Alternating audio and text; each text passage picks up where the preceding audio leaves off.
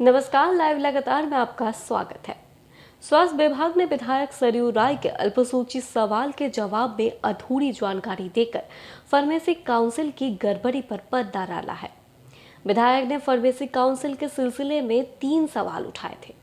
स्वास्थ्य विभाग ने अपने जवाब में प्रशांत पांडे को सिर्फ 6 महीने के लिए काउंसिल का रजिस्ट्रार नियुक्त किए जाने की बात स्वीकार की, लेकिन 6 महीने के लिए नियुक्त रजिस्ट्रार के अब तक कार्यरत रहने के मुद्दे पर सदन को अधूरी जानकारी दी। वर्ष 2026 में डिप्लोमा इन फार्मेसी परीक्षा समिति के अध्यक्ष की नियुक्ति के मामले को 2019 के आदेश का हवाला देकर टाल दिया। उल्लेखनीय है कि विधायक सरयू राय ने फार्मेसी काउंसिल और परीक्षा समिति के मामले में 3 सवाल उठाया था। उन्होंने पहले सवाल ये पूछा था कि क्या 6 महीने के लिए रजिस्ट्रार के पद पर नियुक्त प्रशांत पांडे अब तक इस पर कार्यरत है।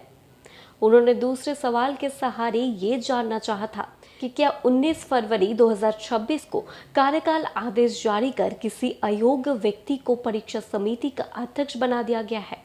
तीसरा सवाल, अब तक नियमित रजिस्ट्रार के नियुक्ति नहीं होने और अयोग्य व्यक्ति को परीक्षा समिति का अध्यक्ष नियुक्त करने वालों के खिलाफ कार्रवाई क्यों नहीं हुई। विधानसभा में पूछे गए इन सवालों का जवाब स्वास्थ्य विभाग से मांगा गया। स्वास्थ्य विभाग ने विधानसभा के तीनों सवालों का जवाब लिखकर भेजा। पहले सवाल का जवाब में स्वास्थ्य विभाग ने ये स्वीकार किया है कि प्रशांत पांडे की नियुक्ति 14 अक्टूबर 2024 को औपबंधिक तौर पर 6 महीने के लिए किया गया था। विभाग ने प्रशांत पांडे के 6 महीने के कार्यकाल समाप्त होने के बावजूद अब तक कार्यरत रहने के मुद्दे को सीधे तौर पर स्वीकार नहीं किया। इसके बदले विभाग ने ये कहा कि नियमित रजिस्ट्रार की नियुक्ति की प्रक्रिया चल रही है। विभाग के जवाब का मतलब ये है कि ये 6 महीने के लिए नियुक्त रजिस्ट्रार अब तक कार्यरत है और फार्मेसी काउंसिल तथा व्यवस्था के तहत चल रहा है। यहाँ ये बात उल्लेखनीय है कि प्रशांत पांडे को रजिस्ट्रार के पद पर नियुक्त करने के लिए हुई कागजी प्रक्रिया के दौरान विभागीय सचिव अजय कुमार सिंह ने तत्कालीन विभागीय मंत्री बन्ना गुप्ता को फाइल भेजी। इसमें सचिव ने लिखा कि अधिकतम 6 महीने के लिए औपबंधिक नियुक्ति करने का निर्णय लिया जा सकता है तथा 6 महीने के भीतर निबंधक द्वारा विधिवत परिषद का गठन कर लिया जाएगा। सचिव के इस प्रस्ताव पर तत्कालीन मंत्री ने सहमति दी।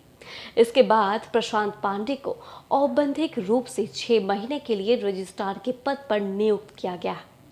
बता दें, विभाग द्वारा किए गए इस फैसले के आलोक में 6 महीने के अंदर झारखंड टेस्ट फार्मेसी काउंसिल के गठन की प्रक्रिया पूरी करने की जिम्मेदारी प्रशांत पांडे की थी, लेकिन वो अपना कार्यकाल समाप्त होने के बाद भी खुद ही इस पद पर काबिज है। सरयू राय का दूसरा सवाल डिप्लोमा इन फार्मेसी परीक्षा समिति के अध्यक्ष की नियुक्ति से संबंधित था। बता दें, विभाग ने 2026 में हुए इस नियुक्ति के मुद्दे पर वर्ष 2019 के एक आदेश का हवाला दिया है। 2019 को जारी आदेश में टेस्ट फार्मेसी काउंसिल के बड़े सदस्य को परीक्षा समिति का अध्यक्ष बनाया गया था।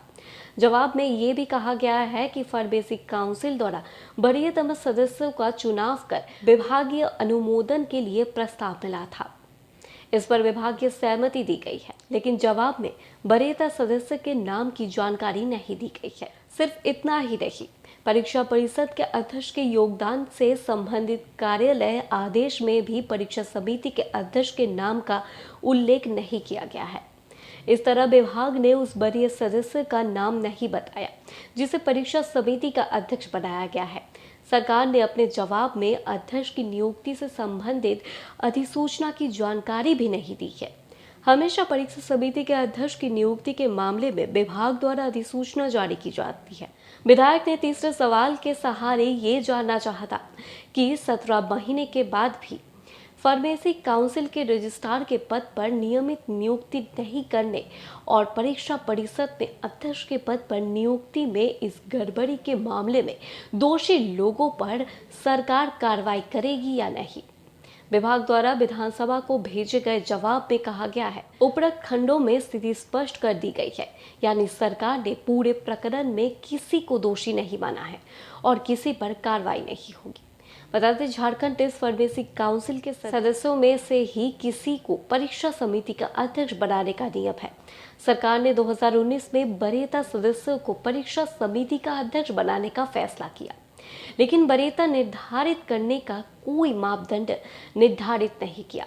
बताया जाता है कि 19 फरवरी 2026 को जारी आदेश के आलोक में रणधीर गुप्ता परीक्षा समिति के अध्यक्ष के रूप में काम करने लगे हैं। इस प्रकरण से सबसे महत्वपूर्ण बात यह है कि फार्मेसी काउंसिल के इलेक्टेड मेंबर थे। इलेक्टेड मेंबर का कार्यकाल 5 साल का होता है। रणधीर सहित सभी इलेक्टेड 6 मेंबरों का कार्यकाल 2025 में ही समाप्त हो गया है। बताते चले कि झारखंड के स्वास्थ्य मंत्री डॉक्टर इरफान अंसारी ने फॉरेंसिक काउंसिल ने रजिस्ट्रार की नियुक्ति के मामले की जांच कराने और दोषी लोगों के खिलाफ कार्रवाई करने की बात कही है। विधायक सरयू राय द्वारा रजिस्ट्रार की नियुक्ति के मामले में उठाए गए सवाल के जवाब में मंत्री ने ये बात कही है। खबर का सिलसिला यूं ही चलता रहेगा। आप देखते रहिए लाइव लगातार। धन्यवाद। लाइव लगातार के वीडियो को लाइक करें, सब्सक्राइब करें और बेल आइकॉन को दबाना न भूलें।